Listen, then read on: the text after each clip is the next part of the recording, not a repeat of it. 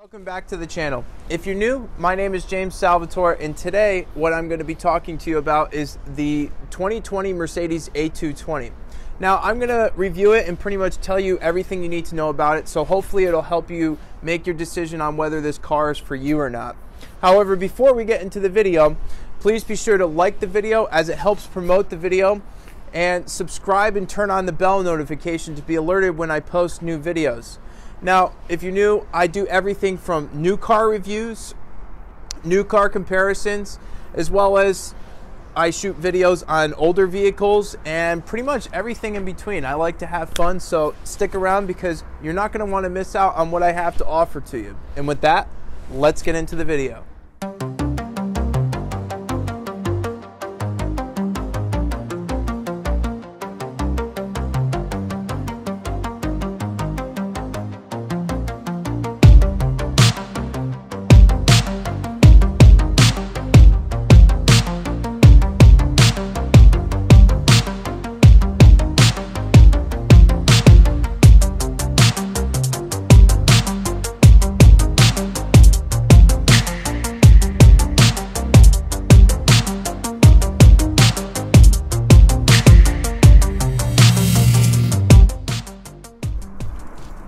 If you're in the market for a luxury sedan, the A-Class is a great option because it has a lot of the features that you'll find in Mercedes higher-end models for a much more affordable price than this car. However, you may be thinking to yourself, you know, the A-Class is kind of an all-new car for Mercedes. It may have a few quirks. However, that's not the case. This platform has been around for almost 30 years at this point, just sold primarily in Europe and other parts of the world, as Mercedes decided to bring it to the US for the 2019 model year when they decided to redesign the whole entire car. Next, let's talk a little bit about the performance of the A-Class. Underneath the hood, you'll find a 2-liter inline 4-cylinder that's turbocharged, putting out 188 horsepower and 221 foot-pounds of torque, mated to a 7-speed dual-clutch automatic transmission. Now, you may be thinking to yourself, this isn't a lot of power. However, that's not the approach Mercedes is taking with this. This car is primarily probably a car that's meant to get you from point A to point B efficiently, as it gets 25 miles per gallon in the city and 35 miles per gallon on the highway for a combined around 26-27 miles per gallon, which is pretty good for a car of this size. So let's take a second to focus on the headlights here. What Mercedes offers as standard on the A-Class is their LED high-performance lighting system. And what that consists of is an LED projector low beam and an LED reflector high beam. However, many of you may not realize this, but Mercedes also offers their active intelligent LED lighting system. And what this system allows for is when you're turning at night, the lights actively corner with you to help you see into the corners a little bit better, and the high beams turn themselves on and off automatically, which just greatly improves your nighttime vision and keeps you safer on the road. With performance out of the way, let's talk about how practical the A-Class is to live with. Because chances are, if you're getting a sedan, you want to see if you could fit people in the back of this thing comfortably. Now, I'm about 6'1", and I'm going to set my seat up to a nice comfortable position for myself where I'm not really compromising at all, and let's see if I fit behind myself. Alright, so after sitting behind myself, I definitely say one of the weak points of the A-Class definitely has to be rear legroom. There isn't really much room between my knees and the back of the seat, and my feet are kind of touching the front seat. Another thing I'll point out is there isn't really a lot of headroom.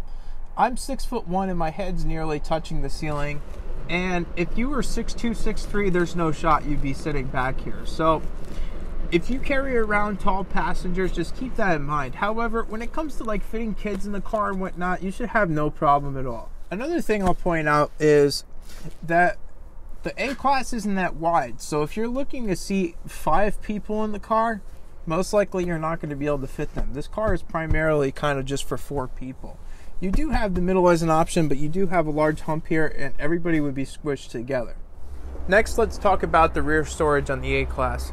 So optional on these cars is a power opening and closing trunk lid.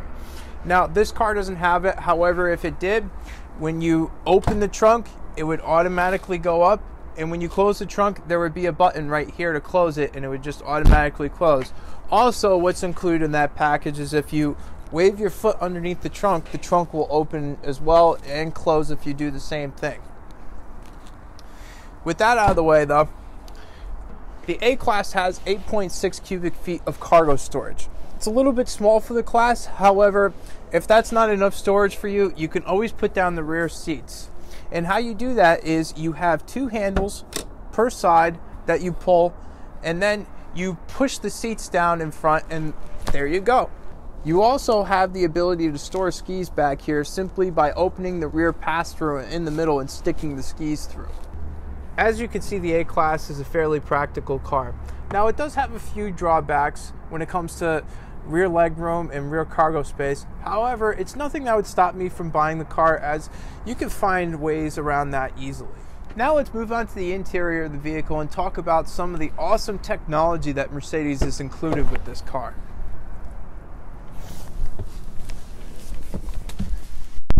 In entry-level Mercedes models of the past, say take for instance the 2014 generation of the CLA, you'll notice that interior quality in those cars wasn't really all that good. There was a lot of hard touch plastics and just overall materials used that shouldn't have been.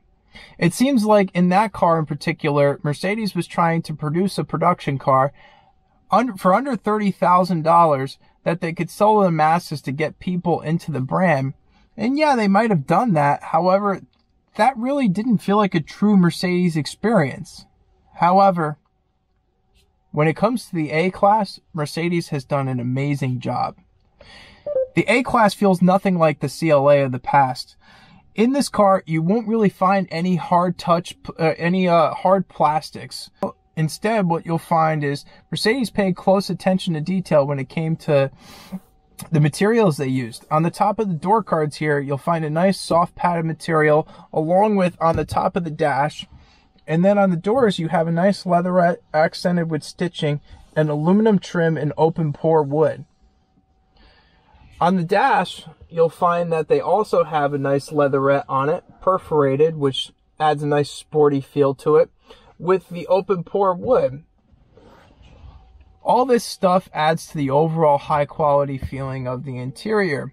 And for the price point, Mercedes is really knocking it out of the park with this interior. And that feels good to say about an entry-level Mercedes. No longer is it just the entry-level Mercedes. You're getting it just for the badge. No, you're getting a true value when you get this car. Next, I'm going to tell you a little bit about the infotainment system. Now, this is Mercedes-Benz new MBUX system. It actually premiered in this car, and it introduces a lot of new technology to the brand. First off, I'd like to cover the voice assistant. Now, its new voice assistant is basically kind of like an Amazon Alexa, a Siri, or a Google Assistant. Let's try something out. Hey Mercedes. How may I help you? Change the ambient light to green. Okay, I'm changing the color. And just like that, look at that. Now let's try another kind of command. I'm just making these up off the top of my head. I didn't rehearse these at all, so we're going to see if the car just does whatever I want it to do. Hey Mercedes. How may I help you? Turn off the screen. Okay, I'm switching off the display. See, that was convenient. I had no idea that would actually work. I just guessed at it. And that just goes to show you how intuitive the system is. Let's try another thing. Hey Mercedes. How may I help you? Turn my seat warmer on.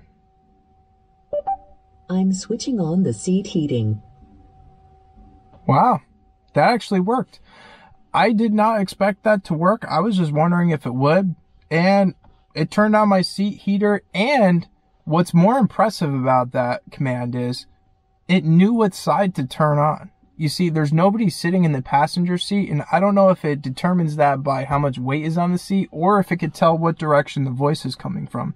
Either way, it's impressive that it turned on my heated seat without even telling me turn on the driver's heated seat or turn on the passenger's heated seat.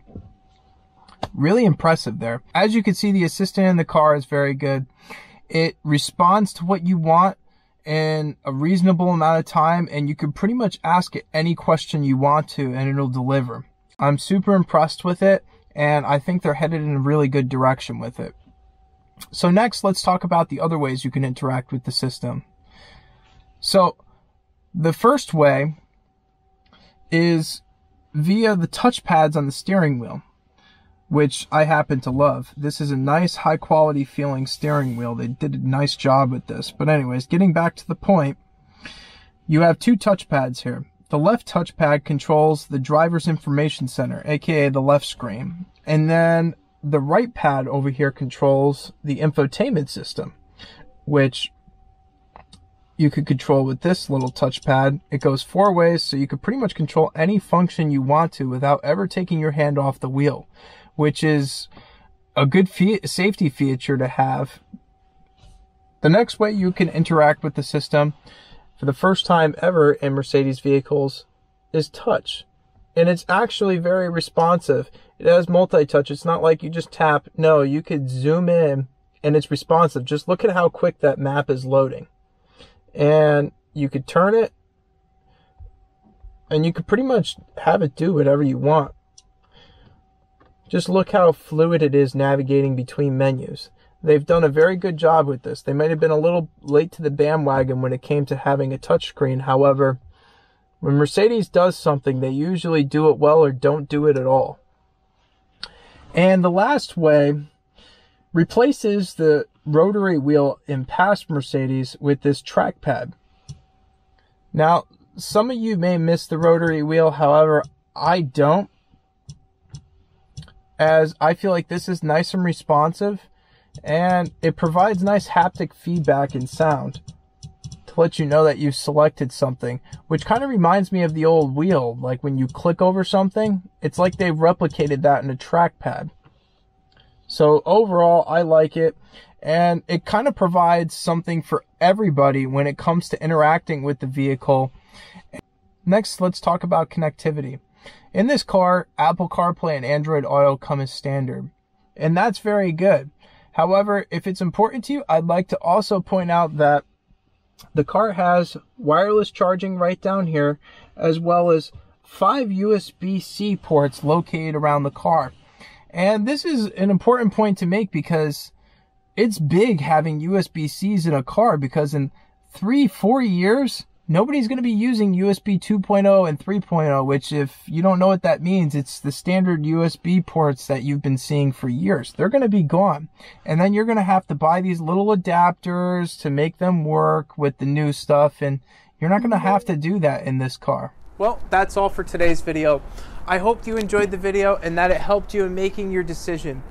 However, before we go, I'd like to give a special shout out and thank you to Mercedes-Benz of Fairfield, Connecticut for making this video possible. And if you haven't done so already, be sure to smash the like button, as it really helps in promoting the videos, and subscribe to the channel and turn on the bell notifications to be alerted when I post new videos, as you're definitely not going to want to miss out. Thank you for watching.